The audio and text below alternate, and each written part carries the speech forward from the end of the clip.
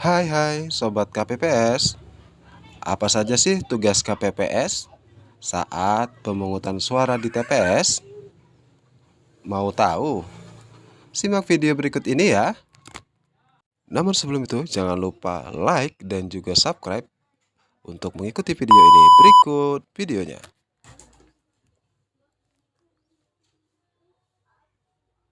Tugas KPPS dalam pemungutan suara Pilkada serentak tahun 2024 mulai dari KPPS 1 hingga KPPS 7. Namun sebelum itu, perlu Anda ketahui bahwa pemilihan kepala daerah Pilkada tahun 2024 menjadi salah satu momentum penting dalam demokrasi di Indonesia. Dalam proses pemungutan suara, salah satu elemen penting yang berperan adalah kelompok penyelenggara pemungutan suara atau KPPS. KPPS bertugas mengelola dan mengawasi jalannya pemungutan suara di tempat pemungutan suara atau TPS. KPPS terdiri dari 7 anggota yang masing-masing memiliki tugas dan tanggung jawab yang spesifik, mulai dari KPPS 1 hingga KPPS 7. Disclaimer, mohon maaf apabila ada kesalahan informasi di video ini. Informasi ini saya rangkum dari berbagai sumber yang ada di Google. Apabila ada kesalahan informasi, bisa disampaikan dengan bijak melalui kolom komentar ya. Terima kasih atas perhatiannya. Ini dia tugas KPPS yang harus dilaksanakan saat pemungutan suara. Namun sebelum itu, marilah kita lihat denah pemungutan suara. Nantinya pemilih akan masuk melalui pintu masuk dan menuju KPPS 4 dan KPPS 5 untuk mendaftarkan diri sebagai pemilih dan duduk di tempat duduk pemilih yang telah disediakan.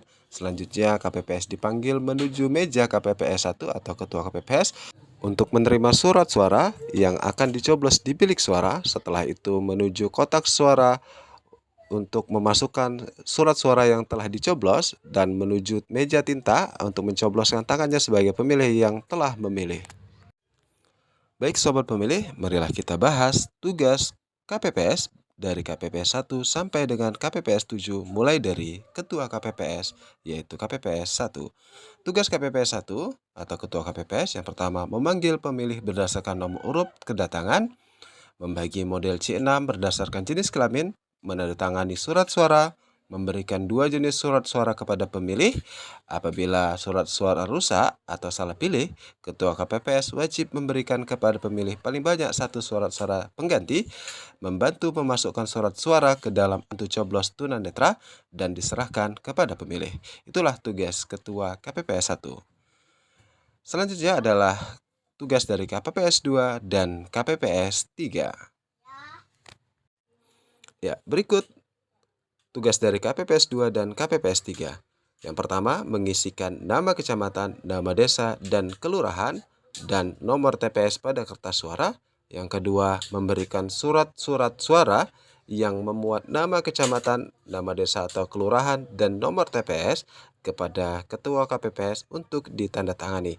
Yang ketiga, KPPS 2 harus memverifikasi bahwa surat suara tersebut sesuai dengan daftar pemilih tetap atau DPT yang ada di TPS.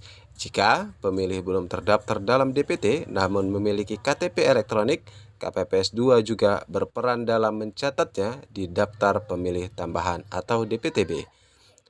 Yang keempat, KPPS 2 dan 3 saling terkait antara verifikasi identitas pemilih yang telah menyerahkan surat suara pemberitahuan kepada KPPS 2. KPPS 3 mencocokkan identitas pemilih dengan data yang ada di DPT. Dan yang terakhir, jika sudah sesuai, KPPS 3 kemudian memberikan tanda bahwa pemilih tersebut siap untuk memilih. Berikutnya adalah tugas dari anggota KPPS 4. Anggota KPPS 4 bertugas sebagai berikut. Yang pertama, menerima pemilih, memastikan model C6 yang dibawa pemilih dan mencocokkan dengan DPT, DPTB, atau DPK. Yang kedua, memeriksa jari pemilih untuk memastikan tidak ada tinta yang menandakan telah memilih. Yang ketiga, membuat dan melengkapi daftar hadir. Yang keempat, tulis nomor urut kedatangan ke model C6 dan berikan informasi dalam memo tentang apakah pemilih menyandang disabilitas dan jenis disabilitas yang diharapkan didukung oleh pemilih.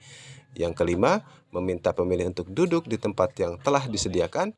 Yang ketujuh, memberikan model C6 kepada ketua KPPS secara berkala.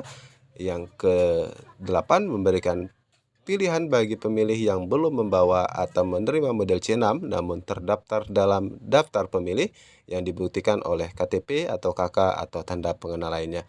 Dan yang terakhir, memberikan kesempatan kepada pemilih yang tidak terdaftar di DPT atau DPTB atau DPK yang membawa atau menunjukkan KTP atau KK atau tanda pengenal lainnya untuk memilih di TPS yang sesuai dengan alamat yang tertera pada KTP.